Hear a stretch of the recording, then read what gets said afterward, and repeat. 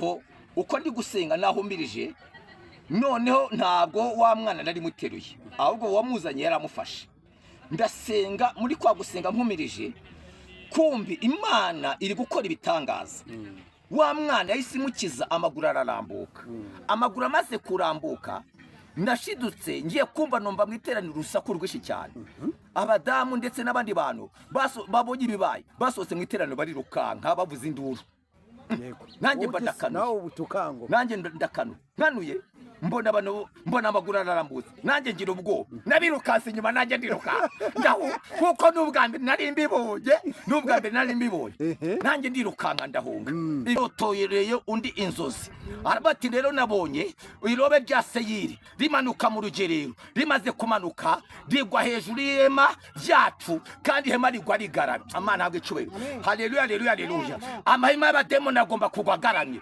ihema ry'abademoni rigwa rigaramye Imana tujye neza kuki ryagwa rigaramye ryo riza kugwa ryubamye ejo ryakongera rigahaguruka ryo ribandagara ejo. Amahoro y'Imana umugisha Imana itanga ubane namwe mwese aho muherereye abari mu gihugu cy'u Rwanda n'abari hanze y'u Rwanda mwese nimugubwe neza kandi mugubwe neza cyane. Uyu munsi twagize umugisha wo kubana n'umukozi w'Imana, reka tumusohoze. Uraho neza? Yesu nashimwe cyane. Yesu nahimbazwa. Amakuru y'imisi turashima Imana. Imana ishimwe. Amen. N'ubwa mbere tukwakiriye ahangaha kuri Imana Irahari TV. Ndagira ngo wibwire abakunzi bacu. Nitwa Kavuzanduru Ndigeri Celestine. Yego. Ndi umupasitoro. Ndi umugenzi ujya mu ijuru ndashimira Yesu. Yego. Urakoze cyane. Ariko wongereho kuri n'umuhanuzi. Hari abantu bajya bumva ati ndi umupastori bakagira ngo niba abapastori nyine kwako n'umuntu usanga yarize teologiya ugasanga nta nacwe ntaki urumva, ariko wibuke ko uri n'umuhanuzi kandi uri ufite n'impano zitandukanye arizo tugiye kuganiraho. Muri zimwe muri zo turaza kuganira ku byo nagiye nibonera n'amaso yanjye. Ninza kurangiza ndaza kuguha umwanya utambutse message. Watubwiye ko ufite message ikomeye cyane washatse kugenera abantu badukurikira. Niyo mpamvu rero bukwiye no kubivuga bakamenya ko ntabwo uri umupasitoro gusa ahubwo uri n'umuhanuzi. Ko Imana ishoboje Paulo navuze ngo dushozwe byose na Kristo imbaraga. Uko Imana dushoboje dukorera Imana. Yego. Reka ngusabe kugira ngo usenge Imana. Imana y'amahoro, Imana nziza ishobora byose ikiranuka ikiza, ndagushime ndaguhimbaje ndakunezerura Imana amahoro. Uri Imana igira neza, bana natwe uturengere muri byose. Mana turahanga kubw'umugambi wawe mwiza, nyemera murengezi wanjye muri gahunda tururwe n'ukuboko kwawe, ni mu izina rya Yesu mbisabye, amen. Urakoze cyane. Reka tuyoborwe n'ukuboko kw'Imana, kuko tutayoboye n'ukuboko kw'Imana nta hantu na hamwe twagira, n'ibyo twaba turi gukora byose byaba ari impfabusa. Kavuzanduru, ndaza kugaruka mbere y'uko nguhereza umwanya. Ndashaka kugira ngo tugirane ikiganiro gitoya, nze kugaruka ku myaka yatambutse bibiri, yenda turahera 2011. 2011 na kabiri narakumvaga kandi narakumvaga hano muri Kagugu. Ahantu hose bavuga bati kwa Kavuzanduru kwa Kavuzanduru. Abantu bajyayo barwaye ibisazi bagakira, abantu bakajyayo batagira gakondo bakayibona. Mu by'ukuri wagaragaye nk'umuntu wakoreshejwe ibitangaza byinshi. Ese utubwije ukuri sibyo?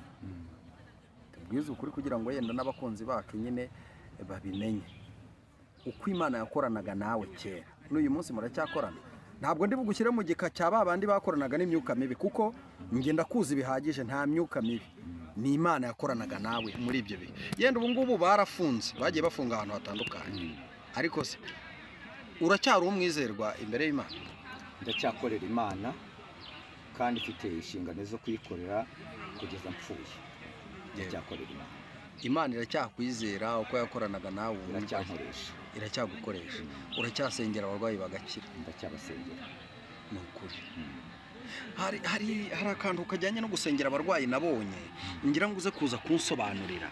Hari umuntu ujya gusengera umurwayi akamurambikaho ibiganza ndetse rimwe na rimwe agashyiramo n'imbaraga nyinshi. Hariho n'undi uhagarara agatunga ibiganza. Ubundi uburyo bwiza abantu bakwiye gusengeramo abarwayi mu Bibiliya tugenda mu ijambo ry'Imana. Yego.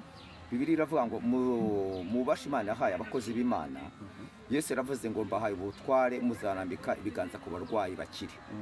Kumurambika w'ikiganza biremewe, ariko utagiye gukoresha imbaraga z'umubiri, kuko harimo nk'abantu navuga ngo yenda kudasobanukirwa, uzabana basengera abantu yenda urugero nk'abarwaye imyuka mibi, ugasanga baramusengera banamukubita, rimwe na rimwe ukasanga wa murwayi yahazahariye, mbese bagakushyiramo n'imbaraga z'umubiri. Rero hagomba gukora ubutware bwo mu ijambo ry'Imana, mu gutegeka uri mu butware bw'ijambo ry'Imana. None se bari abantu kuki bakunda kubikora kuriya? Rimwe yenda dufata urugero, ngere ndwaye mu nda, nje nkugana, ufasha handi mu nda hari kundya, urahwanyije nda n'umugongo, uravuguse, urasenze, mu by'ukuri nge nkumva ndababara, birakwiye? Ntabwo bikwiye. Ntabwo bikwiye, kandi rimwe na rimwe hari ibintu abantu bakora bakabyita byiza ariko ari amakosa. Umuntu arababara, ariko noneho ugiye umuntu arababara mu nda, ariko ugiye kumusengera umutsikamiye, ugiye kumubabaza kurushaho. Ntabwo ari byo, ahubwo uwo mukozi w'Imana yakagwiriye guhagarara mu butware, agategeka. Muri make nuko bataba bizeye, nuko bataba bizeye, cyangwa se no kudasobanukirwa uburyo umurimo ugomba gukorwa. Hari ukuntu ujya kumva nyine ukumva ngo kugira ngo bigaragare neza ko ngo asenga, ngo nuko ngo ari buze ngo gusakuza cyane, avuge cyane, cyangwa se yenda amupfukameho. Ariko hari n'abarwayi nabo, iyo utamukojejeho ikiganza cyangwa se ngo umukandakande nk'uko nguko atabyizera. Abarwayi nabo burya ngo hari ukuntu aribo bateza biriya bintu. Nabo barabikora. Rimwe byegeze hari ukuntu byagiye bikunda kumbaho, ndi nko gusengera abantu kwa kundi yenda uri nko mwiteranira abantu barapfukamye. Yego. Noneho ko basengera ukagenda ubarambika ikiganza. Noneho ko ari benshi, hakaba igihe hari wasimbuka utamurambitse ikiganza, ariko ahagaze mu kwizera. Noneho ndabyibuka rimwe nari ndi gutambuka ngenda ndabika abana ikiganza, umuntu umwe arandeba abona ndamusimbutse, ahita nk'urukoko imbaraga ahita kwirambikaho, nawe ahita kwirambikaho, ariko kuko ariko kwizera kwe uwo nguwo agomba guhita akira. Yego. Kuko urumva yabikoze yizeye. Nari ndambitse ikiganza abandi ndamusimbuka kuko abantu bari benshi, ahita nk'urukoko nahita kwirambika mu mutwe. Yego. Nanone hari ibindi, rimwe nari ndi mu iteraniro, ndi kugenda asengera abantu. Noneho bwari amasaha, bwari bwije. Uko bwari bwije, noneho nza kubwira abantu ni noneho rero umuntu wese uri muri iri teraniro urwaye arambika ikiganza cye aho arwaye, mu kwizera arakira. Ndasenga, ariko ngeze hagati umukecuru aba arasakuje kuko ataranyuzwe. Arangije ati niko pastor, nge ndakubaza, navuye iwacu ku Kibuye, ikiganza cyanjye sinabanaga nacyo, yaba cyangizaga mba nakikoreje iwacu ku Kibuye, naje rero ariwo shaka gusengera, numva ndatsinzwe. Ndavuga ndi pfukamahaga gusengere, kandi mu kwizera, kuko ariko kwizera yahise akira. Muri make ariko hari akantu kari gukunda kuzamo, akantu kitwa kwizera. Akantu kitwa kwizera ni akantu gakomeye cyane abantu bakwiye kwitaho. Ni akantu abantu bakwiye kwitaho, akantu bita kwizera. Abantu rero bagerageze bizere, kuko icyo umuntu akoze cyose yizeye bishobora gukunda. Kwizera nicyo cya mbere, kuko urumva ari uwo ngo wagukuriye ukuboko akirambikaho, ari nawe wakubwiye ati naje nje gushaka ikiganza cyawe, nawe nuko byagenze. Ariko n'abari abakozi b'Imana rimwe na rimwe hari ukuntu hari ukuntu hajya habamo gushidikanya kuko na Paul yaravuze ngo nkiri umwana nakoraga iby'ubwana ariko maze gukura siga nkora iby'abakuru noneho mbere haraho yarabanje kuvuga ati iteka ngerageza gukora ibyiza ariko bikananga imbere yego ariko nyuma uko agenda atinda mu mavuta Imana imwana izindi mbaraga nibwo yaje kuvuga ati noneho narwanye intambara nziza yo kwizera sigaye none meze nk'ibisuka ku gicaniro igisigaye mbikiwe ikamba ry'ubugingo ry'Imana asezeranyije abayubaho rero umunsi umwe impamvu mvuze iryo jambo ku bigendanye no kwizera Imana ikimpamagara yajya kimbwira ko izankoresha kumbwira ko izankoresha ariko ntabwo nabishyikiraga hagira n'ubwoba Imana ikavuga nkaba nahanura yenda ariko ku kintu cyo gukoreshwa ibitangaza nkagira ubwoba cyane Imana ikambwira ati uzasengera abantu bazahumuka uzasengera abantu bazatimbago yabimbwira nkumva nkagira ubwoba nkavuga ngo ibaze kana wanyumva uri nko mwiteraniro ukabwira nk'umuntu ngo rambika imbago zawe hasi ugende atagiye naramuka atagiye Mana bazahita bantiramo amabuye bitempo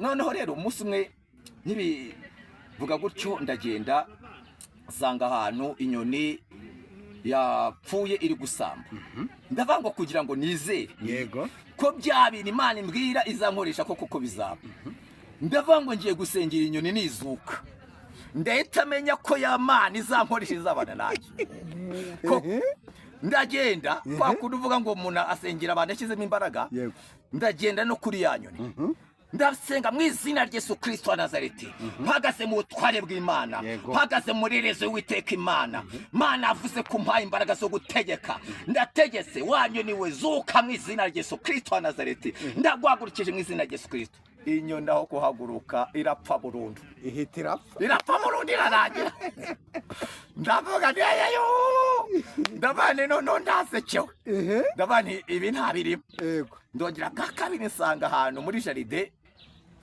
igiti ubushishi buri kugitondagira ndavanga Umana kuko amaye gutwa bwo gutegeka ko nyoni byaranze none ngiye gutegeka buno bushishi bupfe bwumagare bwose bwumagare niberiya yarahamagaye umuriro ugatwika ingabo zahazi zazije kumufata nanjye ndahamagara umuriro w'Imana uzutwika ubushishi ndasenga no nkajya ashyiramo n'imbaraga kandi kunkumura mu izina rya Yesu Kristo mpagaze mu butware bw'Uwiteka Imana ndategetse wabushishiwe ndagutwise mu izina rya Yesu Kristo nkajya nanasimbuka cyane bwaki ahubwo bwabushishe ubwo zabaye ikiguri inshishi ubona zabaye nyinshi noneho kurushaho ariko burya bwari ubuyobe kwari ukuvangirwa kuko Kristo apfa ntabwo yapfiriye inyoni ntabwo yapfiriye ubushishi yapfiriye mwene muntu yapfiriye jewe n'abandi bose bwari ubuyobe n'urugendo rurerure kuko impamvu mvuze ako kantu abantu bagenda bakunda kuvuga ati kavuza nduri asengeye inyoni yanga kuzuka ataraba tugenda gusengeye tiyanze kuzuka atarigendera buryo nkuru naho yavuye naho ngaho yavuye noneho rero umunsi umwe ndabyibuka numvaga ko bitazakunda nari ndi mu iteraniro nyubaye amateraniro ndabwiriza none basa kuzana umwana warurwaye amaguru yiboshye gutya amaguru yabaye paralize mbese igice cyarapfuye ndasenga rero mu muco w'abarokora ukuntu bajya gusenga bagasinziriza impamvu basinziriza ni ukugira ngo hatagira ikibarangaza ariko hari igihe uba uhagaze imbere y'abantu ukibwira ko bose basinzirije ntabwo bose baba bahumirije njye rero nari mpumirije ndasenga none ibintu by'umugabo ntabwo bimenyerwa mbagize ubwoba cyakoze hashize akanya tugaruka mu rusengero tumaze kugaruka mu rusengero amateraniro akomeza gatoya duhita dusoza turataha kwindi shura kabiri Imana itangira kugenda impinyura twari mu masengesho y'imisi 3 none twari mu masengesho y'imisi 3 ku munsi wa kabiri bazana umuntu wari impumyi, ariko ntabwo yari yaravutse ari impumyi, ahubwo yaje guhura n'abagome baramuhumanya abimpumyi. Noneho baramuzana ku munsi wa kabiri, twari mu masengesho iminsi 3, mba musengeye ndasenga cyane, niba imbaraga z'Imana ndi mu bihe byiza, umuntu ntiyahumutse. Baramucyura bamusubizayo, bamaze kumusubizayo nabo wagira ngo bari bafite kwizera gukomeye cyane. Ku munsi wa kabiri ukurikiyeho, twari ku munsi wa 3 w'amasengesho, baramugarura. Bamugaruye turateranye havuga ngo Mana yanjye, uyu muntu weje yanze gukira, ubu bamugaruriye iki? Barashaka aho nkomeza gukorwa n'isoni. Umuntu namusengeye yanga gukira, none baramugaruye. Nikomereza amateraniro sinamusengera, ariko bishyira mu masaha 11 numva binjemo, numva Yesu anjemo, numva imbaraga z'Imana zinjemo. Ndangije n'abantu bamwe bari batangiye gutaha, ndagera wa mukobwa ndamusengera, maze ndasenga, ariko bigeze hagati nibuka ijambo Yesu Kristo yageze avuga, ni cya gihe bamwerekaga uwari vutse ari impumyi, ngo yatobye akondo acira hasi atubakondo akamusiga ku maso, avuga ngo genda higire mu kidendezi urahumuka. Njyewe ndebye kuko twari mu nzu hari sima, nta butaka bwari buhari, ngo nanjye nkora nk'ibyo Yesu yakoze. Ariko nibwo nagiye nagaze mu kwizera, nshyira ku kiganza, mukubita ku maso, ndavuga ngo mu izina rya Yesu Kristo wa Nazareti wampamagaye, humuka. Ako kanya arahumuka, ni ukuri, ako kanya arahumuka. Abantu mbese kuko ndabyibuka, harimo impamvu bivuga nuko harimo n'abari bahari, ndumva cyeka n'umuhanzi witwa Afurika yari yahateraniye, Afurika wo hano Gisozi yari yahateraniye n'abandi ishyamba. Imana rero ikora ibitangaza. Ubwo nuko nguko Imana yagiye intinyura. Undi munsi ndabyibuka, nari ndi mu giterane hariya mu murenge w'Induba, ahantu habira isoko, ni munsi y'ivuriro, harimo abahazi. Noneho nari kuri hariya ari isoko, nari nasabye ubuyobozi gukora igiterane hariya mu isoko, mu burenganzira, ndagenda nkoramo igiterane. Noneho mpagaze kuri podium cyo giterane cy'iminsi 2, umwuka w'Imana ameshura mu iteraniro, umuntu waje wize mu giterane kugira ngo mbese kwimvira ijambo ry'Imana, yagenderaga mu mbago. Numva umwuka w'Imana arambwiye ngo bwira uriya muntu arambika imbago hasi agende. Muvandimwe, narebye gutya mbone igiterane harimo nk'abantu 4,000. Ndagije shaka kumubwira ngo mu izina rya Yesu Kristo arambika imbago zawe hasi agende, ariko nenda kwimubwira ndebe abantu bango se, nagiye kumva numva abademoni nk'igihumbi na 500. Barambwiye teka vuza ndure, urasevye. Ugiye kumubwira ngo arandike imbago agende. Mu giterane kizwi, abayobozi barimo, hari inzego zitandukanye zirimo, natagende urabijya he, urajya he.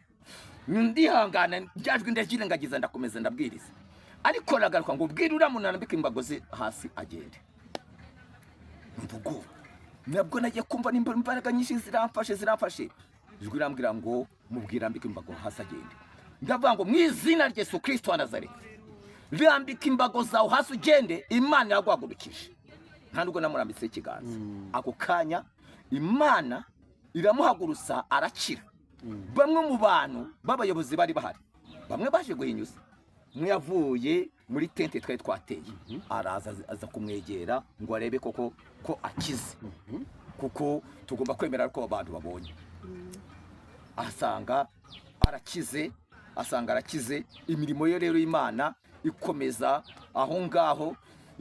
Mbese Imana ibindinze gukorwa n'isoni gutyo, naho ngaho ubwo rero bihere aho ngaho nibwo noneho natangiye kugenda, Imana nyambika imbaraga, ndatinyuka nangira kugenda nsengera abarwayi benshi bagakira, Imana inkoresha.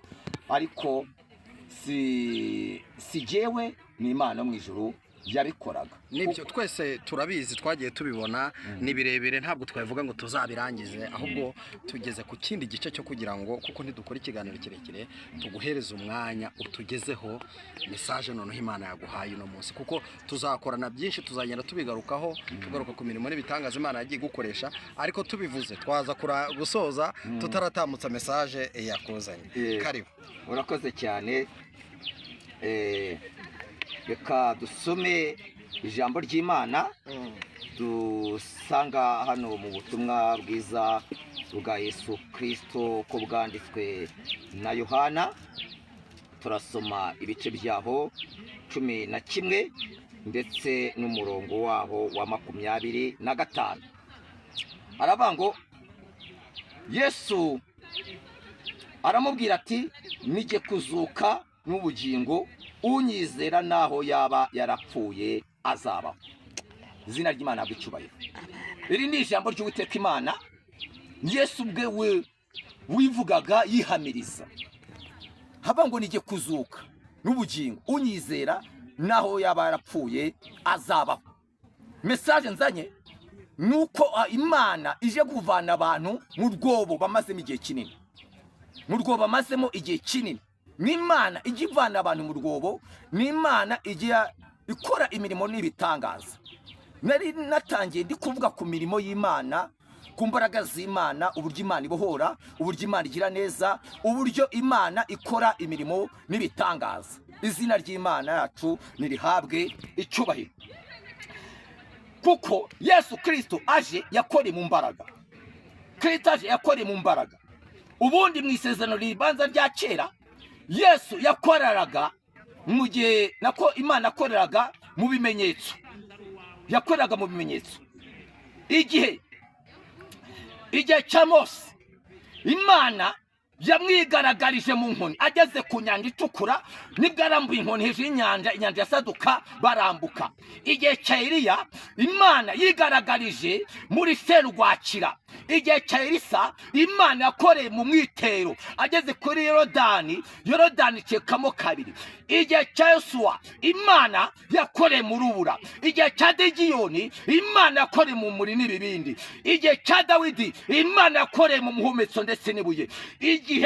Igihe cya Yosuwa Imana yakoreye mu rubura. Izina ry'Imana mu ijuru rihabwe icyubahiro. Igihe cya Ezekiyeli Imana yakoreye mu musatsi, bwo yamubwiraga ngo fata umusatsi wawe utwike. Imana yakoreye mu gihe cy'ibimenyetso. Ariko mu gihe cya Yesu, haleluya haleluya, Yesu we mu gihe cya Yesu ntabwo ajya akora mu bimenyetso, yaje akorera mu mbaraga, yakore mu butware. Niko kuvuga ngo nta butware mw'isi no mu ijuru, unyizera naho yaba yarapfuye azazuka azabaho. Izina ry'Imana mu ijuru rihabwe icyubahiro. Dusomye ijambo ry'Uwiteka Imana cyangwa se tukavuga ku mateka y'imirimo y'Uwiteka Imana, tugeze mu gitabo cy'Itangiriro tubonamo inkuru y'umusore witwa Yosefu.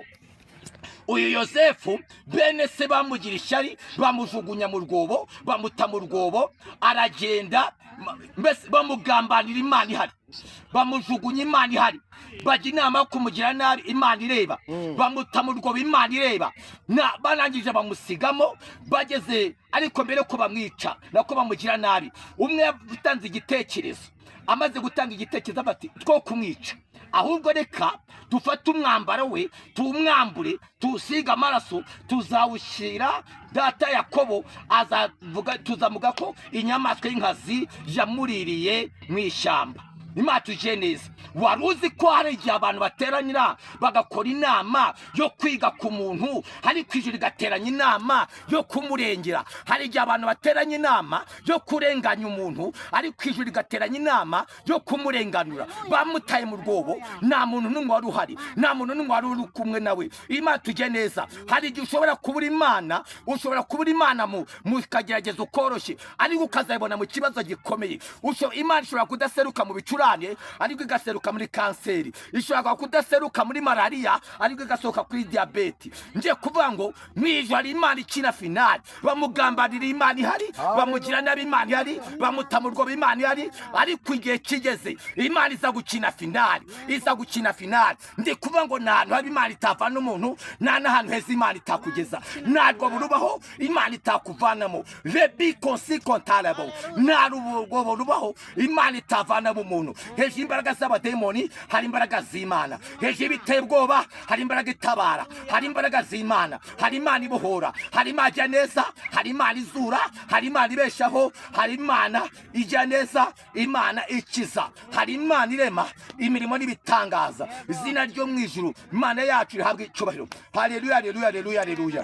Bamutaye mu rwobo, bamutaye mu rwobo, nta tuzi twari turimo, nta cyo kurya cyari kirimo, ariko igihe abantu bamutayemo, ijuru riteranya inama yo kuza kumurengera. Imana ubwayo mu mbaraga zayo imwivanira mu rwobo, imuvana mu rwobo. Hari abantu rero message nahawe, hari abantu bari mu rwobo, urwobo rw'ikibazo, waba mu rwobo rw'uburwayi, waba mu rwobo rw'igisuzuguriro, waba mu rwobo rw'amadeni. Imana tujye neza, ariko hari Imana ije kuvana abantu bayi mu rwobo, hari Imana kuvana mu rwo rwobo urimo, hari urwo rwobo utinzemo, hari Imana guteruramo, hari Imana kujya neza. Imana mu ijuru, Imana ihabwa icyubahiro. Imana, haleluya, haleluya. Ushobora kuba uyibura mu kibazo cyoroshye, ariko ikaza gukina finale. Mu ijuru hari Imana ikina finale, hari Imana ikina finale, hari Imana ikina finale mu kibazo gikomeye, Imana ikaza igakina finale. Rero twasomye ijambo, Yesu arakavuga ngo unyizera naho yaba yarapfuye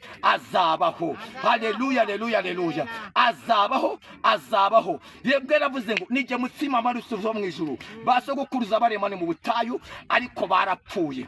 Haleluya, haleluya, haleluya. Ariko urya umubiri wanjye naho yaba yarapfuye azagira gute? Azabaho. Yesu ashime cyane. Uwo mutsima si ubwa mbere wigaragaza. Ndavuga ku buryo Gideyoni yawubonye. Gideyoni Imana imaguse kujya kurwanya n'Abamidiyani, ngo yaragurutse aragenda, ngo ariko agiye kubarwanya, ngo Imana avuga ngo hagurukana n'umugaragu wa Pura, mujye mu rugero rw'Abamidiyani, mujye gutata mumenya amakuru yaho, mumenya amakuru yaho. Ngo ariko akihagera yumva umwana byakongera rikeguka. Ni Imana irandura ikibazo igihereye mu mizi kugira ngo kitazagaruka, ikakigarika, ikagikubita hasi, ikakigarika, ikakigarika. Haleluya, haleluya. Nuko undi aramusobanura ati wabonye ntabwo uzi ibyo ari byo, ati uryo rebe ry'umutsima ni inkota ya Gideyoni mwene Yowasi Uwiteka yamutugarije. Imana mu ijuru icyubahiro. Ngo Gideyoni akibyumva ava ngo Uwiteka arashyigikiye, ari kumwe nanjye, azankoresha, azangira neza, azanyigaragariza, azabana nanjye. Izina ry'Imana icyubahiro, kuko aramaze kumva amakuru yuko ihema ry'Abamidiyani rigwe hasi rigaramye, ihema ry'abadayimoni bubatse ku buzima bwawe. Ndaguhanuriye ririgwe rigaramye mu izina rya Yesu Kristo. Ihema ry'abazimu rigwe rigaramye, ihema ry'abadayimoni rigwe rigaramye. Imana ikubakira amateka mashya, ikoremera amateka mashya. Izina ryo mu ijuru ry'Imana yacu rihabwe icyubahiro. Haleluya, haleluya, haleluya, haleluya, haleluya. Tugiye gusenga Imana, ngiye gusenga Imana, ngiye gusenga Imana. Ndavugana nawe wa mumama we umaranye igihe kinini, haleluya, ikibazo cy'uburwayi bukomeye mu nda. Ndakubwira ngo urwo n'urwo butihamagariye, ariko Bibiri ivuga ngo iki? Igiti cyose data adateye kizarandurwa. Ubwo burwayi ni buranduke mu izina rya Yesu Kristo Nazareti. Ndavugana nawe, ndavugana nawe. Imana yakubakiye urugo, ariko Satani arazatezamo akavuyo, uhora mu manza zitarangira. Yewe niyo ugiye kuburana iteka uratsindwa. Handi yakubwira ngo hari Imana ije gukurengera ikakuvana mu rwo butinzemo. Ndavugana nawe umaranye igihe kinini burwayi, hari Imana yakuvana mu rwo rwobo. Haleluya, haleluya, haleluya. Kristo uko ari ejo ni umunsi niko ari, ntabwo ahinduka. Uko ari ejo ni umunsi niko ari. Izina ry'Imana mu ijuru habe icyubahiro. Haleluya, haleluya, haleluya. Abantu benshi ndavugana n'abantu bamaze igihe kirekire mu rwobo, mu rwobo rw'ikigeragezo, urwobo rw'abadayimoni, urwobo rw'uburwayi, urwobo mutishyizemo, mwashyizwemo na Satani. Hari Imana ije kubavana mu rwobo. Bibiliya tubwiye ngo iki? Umwizera naho yaba yarapfuye azongera abeho. Bibiliya tubwira nanone ngo mwagira kwizera kungana n'akabuto ka sinapi, mwategeka umusozi ukimuka. Umusozi Bibiliya ivuga Sogo Karisimbi, umusozi muremure mu Rwanda. Wakwimuka ngo uze hejuru mo Kigali cyangwa ujye hejuru ya Sabyinyo, oya, ni umusozi w'ikibazo. ni umusozi w'ikigeragezo, ni umusozi w'ikigeragezo. Imana tujye neza, Imana igukure kuri uwo musozi, Imana iwuvaneho. Izina ry'Imana mu ijuru rihabwe icyubahiro. Ng'umwizera nawe yaba arapfuye azazuka. Imana tujye neza, kandi nawe nureba urasanga ari byinshi byagiye bipfa ku buzima bwawe, byo byagejeje byose byagiye bipfa, ariko uyu munsi none niwakira impinduka. Imana izura ibya byapfuye, Imana ikujye neza, Imana ikuremera ubuzima, izura ubukwe bwapfuye, iguhindura amateka, iguhagurutse, igushyigikire, ikuvane ku irembo rya ntibishoboka, igushyire ku irembo rya birashoboka. Ndagusabye amasaha ziburiye umuyoboro wo kwizera, ngiye gusengana nawe, ziburiye umuyoboro wo kwizera, kuko hari Imana ikora. Ziburiye umuyoboro wo kwizera, harimo aje kuvana abantu mu rwobo. Ziburiye umuyoboro wo kwizera, ugiye kubona gukora kw'Imana. Ziburiye umuyoboro wo kwizera, Uwiteka aje gukora imirimo n'ibitangaza. Reka ngusengera Imana, reka dusenge Imana. Mana mu izina rya Yesu Kristo Nazareti, uri data wa twese mwiza, witwiteka Imana ntabwo hinduka. Uri Imana nziza, Imana n'izimasha byose. Data mu izina rya Yesu Kristo Nazareti, irobe Imana yera, abamidiyani bararibonye rimanuka mu rugerero, ingoma z'ihema ry'abamidiyani rigikubita hasi rigaramye. Reka aya mahema y'abademoni bubatse ku buzima bwa benshi ntabwo hasi kandi bwagaramye. Mu izina rya Yesu Kristo Nazareti, Mana yera, Imana n'izimasha byose, ungeye yuko abantu benshi bari mu rwobo rw'ibibazo uje kubavana mu rwobo, ukabaremera amateka mashya, ukarema ubuzima bushya, ugahindura amateka, ukigaragaza kuko uri Imana. Ngushime ko mbonye ukijije, ngushime ko mbonye ubohoye, ngushime ko mbonye uhagurukije, ngushime ko mbonye uremye amateka mashya. Shirwa hejuru kuko uri Imana amahoro. Urakoze, turagushimiye, uri Uwiteka, ni mu izina rya Yesu mbisabye, amen. Nimero yawe ya telefone kugira ngo wakwifuza gusengana nawe yakubona mu buryo bworoheje.